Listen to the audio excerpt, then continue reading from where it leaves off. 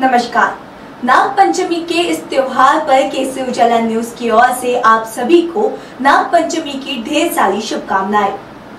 नाग अगर किसी को दिख जाए तो अच्छे लोगों के पसीने छूट जाते हैं, लेकिन जिस तरह से देवी देवताओं की पूजा की जाती है वैसे ही हिंदू धर्म में नाग देवता की भी पूजा की जाती है। नागों की पूजा के लिए एक विशेष दिन भी निर्धारित किया गया है। आज मंगलवार के दिन नाग पंचमी का पर्व है। नागों को पंचमी तिथि बहुत ही प्रिय है, लेकिन क्या आप जानते हैं आखिर नाग देवता को पंचमी तिथि इतनी प्यारी क्यों है? आइए जानते हैं। पौराणिक मान्यताओं के अनुसार शक्तिशाली नाग धरती के अंदर नागलोक में वास करते हैं। नागों को लेकर सिर्फ एक नहीं बल्कि कई मान्यताएं हैं। आइए जानते हैं आखिर नाग पंचमी पूजा की शुरुआत कैसे हुई और सांपों को ये तिथि इतनी प्रिय क्यों है।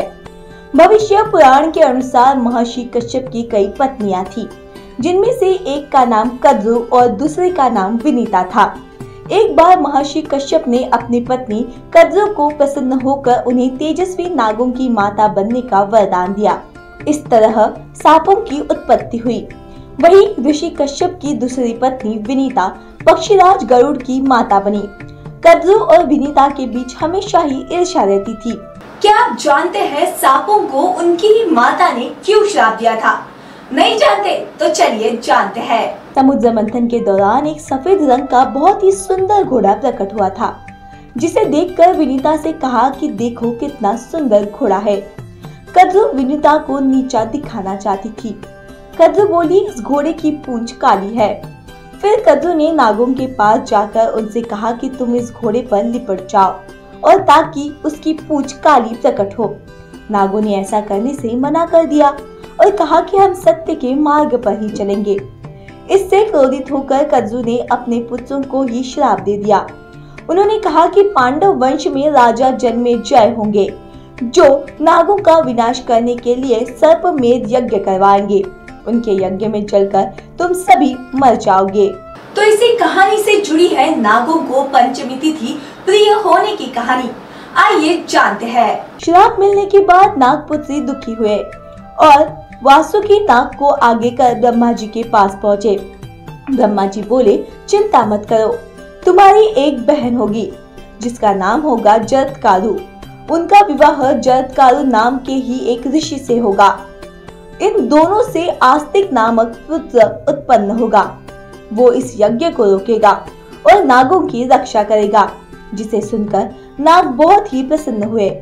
समय आने पर राजा जन्मेजय ने राजा परीक्षित की सर्प द्वारा मृत्यु होने पर नाग वंश का नाश करने के लिए सर्पमेध यज्ञ आयोजन किया। इस यज्ञ में लाखों करोड़ों नाग जलकर भस्म होने लगे। जब आस्तिक मुनि वहां पहुंचे और उन्होंने नाग यज्ञ को रुकवाया और नागों के ऊपर ठंडा दूध डाला, जिससे नागों के शरीर को ठंडक मिली। साथ ही धान का लावा रखा, इससे नागों की जीवन बच गया। नागों की अस्थि धरती पर रह गया। जिस दिन ब्रह्मा जी ने नागों के बचने का वरदान दिया था, उस दिन पंचमी तिथि थी। जिस दिन आस्तिक मुनि ने यज्ञ को रुकवाकर नागों को बचाया, उस दिन भी पंचमी की ही तिथि थी। इसी के साथ ही नागों ने सभी धरती वासियों को एक वरदान भी दिया था, जिसके मदद से धरती वासियों को नागों से बच सकते थे। आपको बताते हैं कि उन्होंने ऐसा कौन सा वरदान दिया जिससे धरतीवासी नागों से बच सकते हैं। नागों ने वचन दिया कि जो भी व्यक्ति आस्तिक मुनि का नाम लेगा, वहाँ से वो बिना किसी को नुकसान पहुँचाए चले जाएंगे। साथ ही नाग पंचमी के दिन जो व्यक्ति लकड़ी, मिट्टी, गोबर से नाग बनाकर उन्हें फूल, दूध, धान, लावा से पूजा करेंगे, उनको और उनके परिवार को नाग भय नहीं रहेगा। इस तरह नाग पंचमी व्रत पूजा की शुरुआत हुई और नागों को पंचमी तिथि प्रिय हुई। इसके साथ ही नाग पंचमी के दिन नागों की पूजा करने से जीवन के संकटों का नाश होता है। साथ ही मनोवांछित फल की प्राप्ति भी होती है। कहा जाता है कि यदि इस दिन किसी व्यक्ति को नागों के दर्शन होते हैं तो उसे बेहद शुभ माना जाता है।